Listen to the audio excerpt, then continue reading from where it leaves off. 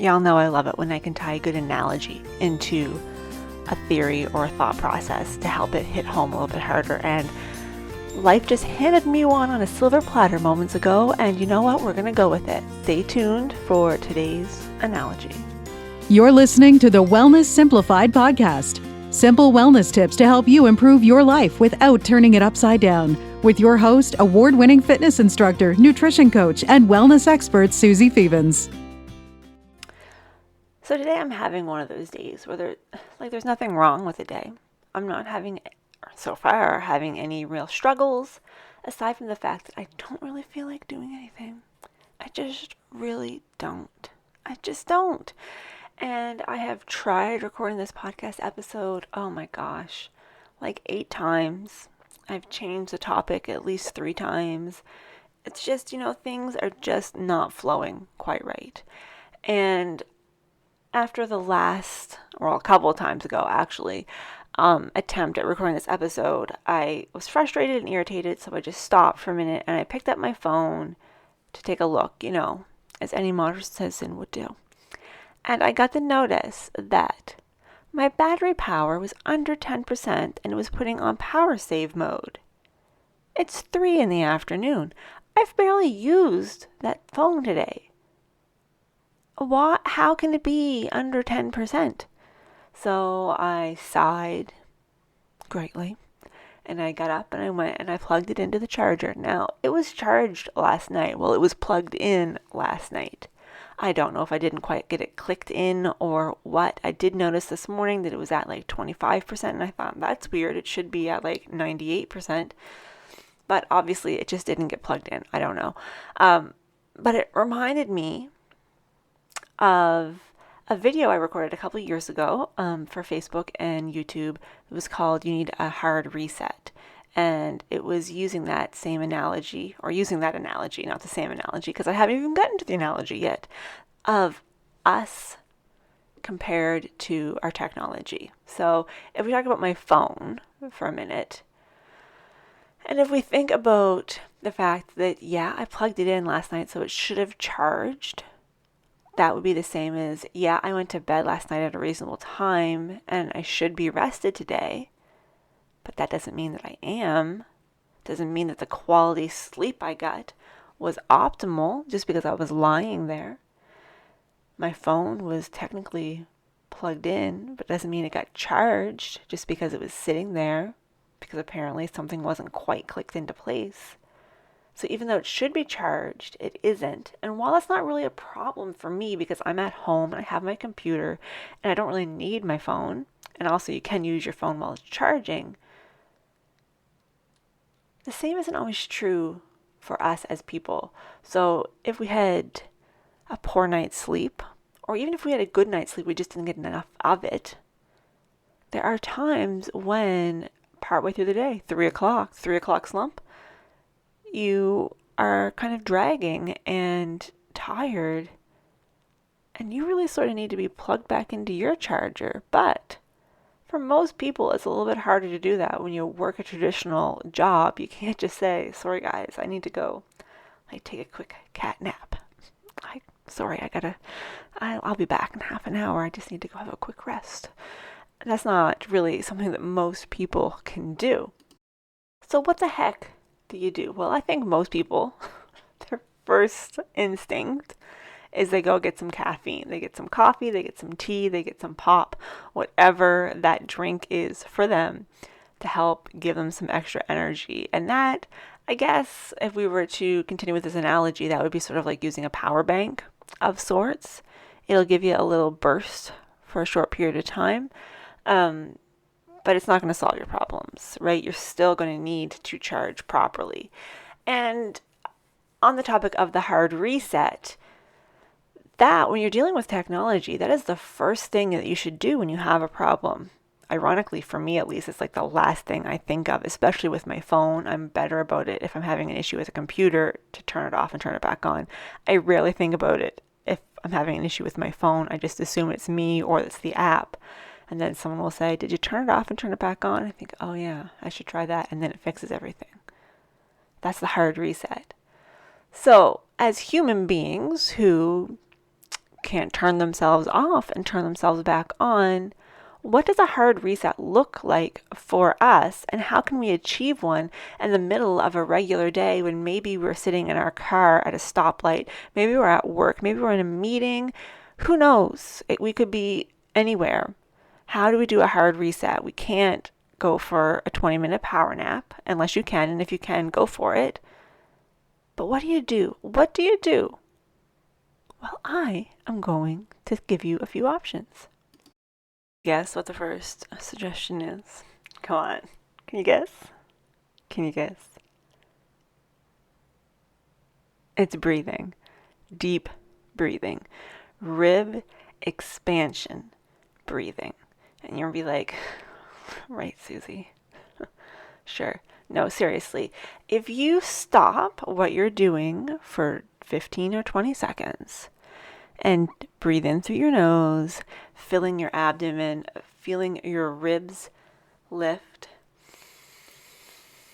feeling your chest lift, and then exhaling through your mouth, feeling your chest lower, your ribs lower, your abdomen lower, and do that a couple times. Let's do it right now.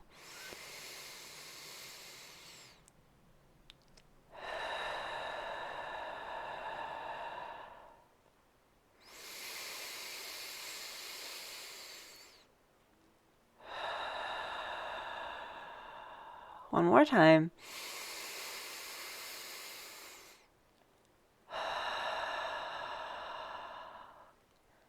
That right there has significantly improved the state of your nervous system.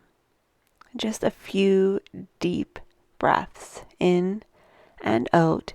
And depending on how you're feeling today, maybe taking a really deep breath doesn't feel possible. Maybe you've got some stuff going on, a little bit of an anxiety, and it just doesn't feel okay.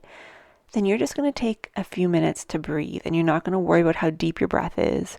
You're just going to breathe in and you're going to breathe out.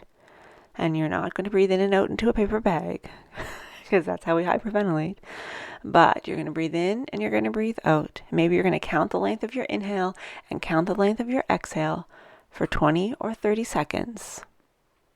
And that alone can really, really start to reset your nervous system. It helps with vagal tone. Remember, our vagus nerve so closely interconnected to our nervous system. And it's going to make you feel a lot better. That is truly going to be your number one tool when you are out and about or at work and you don't have time to do anything else. Now, if you have a little bit of privacy, maybe you work in an office by yourself, or you can excuse yourself and go to the washroom for a minute or two. Alternate nostril breathing is going to be another great way to reset. That's going to go a little bit deeper than just the regular breath. So, alternate nostril breathing, and you can do this. You can do this even if you're driving, as long as you keep one of your hands on the steering wheel. Okay, you need to keep one there. But you take one hand, and there is very specific ways that you can do this, but we're going to keep it super simple. And you're just going to take your pointer finger and your thumb, and you're going to cover over your left nostril. You're going to inhale through the right, cover over your right nostril, exhale through the left, inhale through the left, cover over the left, exhale through the right, inhale through the right, close off the right, open the left, exhale through the left, inhale through the left, close off the left, exhale through the right, and keep going. You can do that for as long as you're comfortable doing, but you can do even 4 or 5 rounds of that. It's going to, again, really take the time. It's going to slow your body down. It's going to help you bring balance back to the left and right side of your brain. So if you're very right-brained or very left-brained, that is going to help to equal those things back out. It's also going to help your respiratory system, which is a very helpful thing as well. But it's going to be it's going to be more of a soft reset, okay? So, if you're somewhere where you can't get away and everybody's going to see you and If you have no options for a break or privacy, just doing some regular deep rib expanding inhales and exhales. If you do have a little bit of privacy, you can do the alternate nostril breath. That's going to be really helpful. And then you're going to have to revisit this. So just like if your phone is dying and you have a power bank that's just going to, let's say your power bank is going to give you an extra 10%. And I know that there are power banks out there that will completely charge your phone, but we're going to pretend for the sake of this analogy that you don't have one. You have a power bank that's going to take you up 15% in battery power. We're going to call those two breath practices that we just did that power bank. So that power bank just brought you up 10 to 15% from where you were. So enough, hopefully, to get you out of that critical point where you're on power save mode. But that doesn't mean that you are recharged, right? It's just going to be enough to get you through what you need to get through. But you're still going to have to come back and you're going to have to charge properly. Even if you slept well last night, just like my phone slept well on its charger, it still didn't charge for whatever reason. So we still need to take that time. So when you get home, when you have the opportunity, what can you do? Obviously, if you can sleep for 12 hours, that would be great. But if you could do that, you probably wouldn't be in this situation. If that were a possibility for you, you probably wouldn't be down to 10%.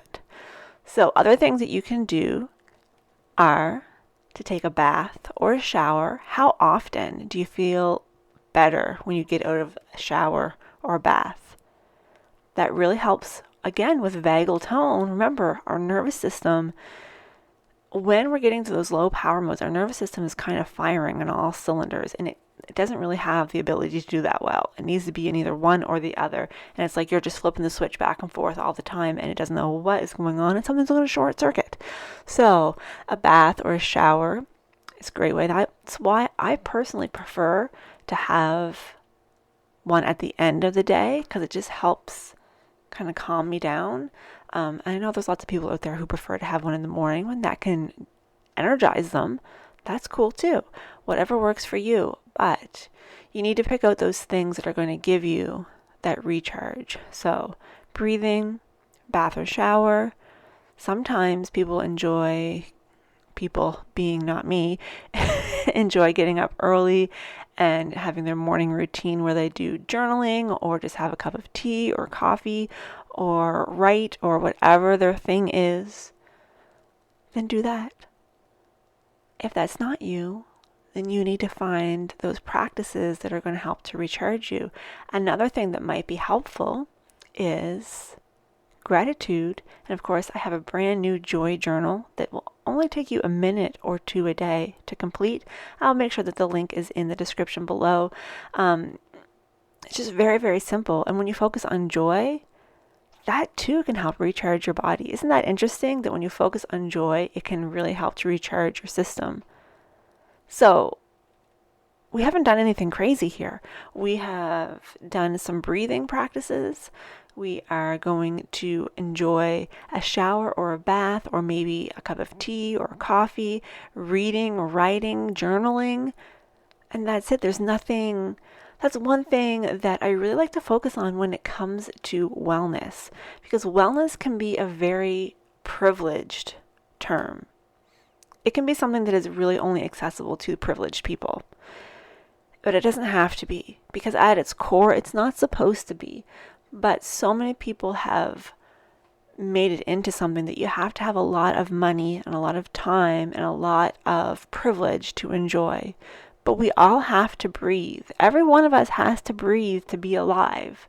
So if we can use those breath practices to help us find a higher version of wellness, how awesome is that? We are all, I hope, cleaning regularly anyway. So if we can turn that into something enjoyable instead of just jumping in and like throwing soap on your body and jumping right back out, make it into a little bit of a ritual. That doesn't mean that you're spending 20 minutes in there. That might mean that you're spending 4 minutes instead of 3 minutes. You know, another great way to recharge your own batteries is to take time to put moisturizer on.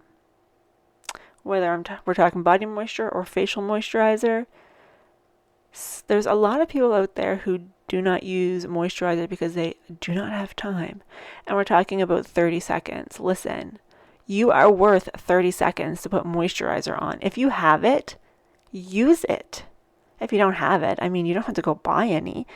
Again, we're trying to keep this accessible for everybody. But if you have moisturizer and you're not using it because you don't have time, that, my friend, is bullshit. And if you want proof of that, I want you to get your phone out, open the settings, and go to screen time. And tell me how much time you spend on average on your telephone screen on each day. And tell me you can't carve 30 seconds of that out to give yourself some moisturizer. The same thing if you don't have time for a 5 or 10 minute shower. Look at that screen time.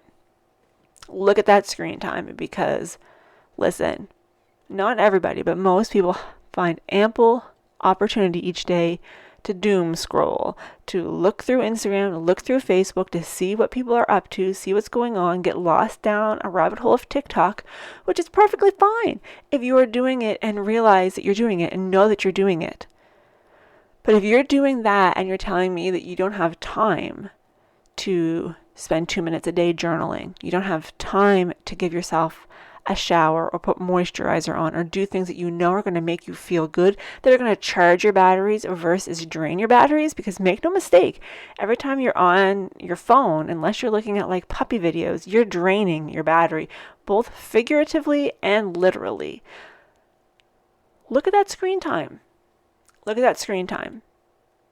Truly, I want you to look at the screen time on your phone.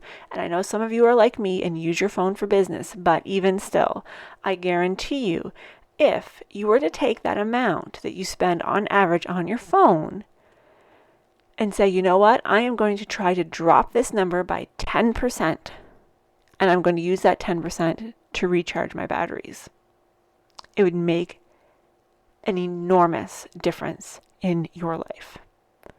If you are averaging even an hour and a half on your phone a day,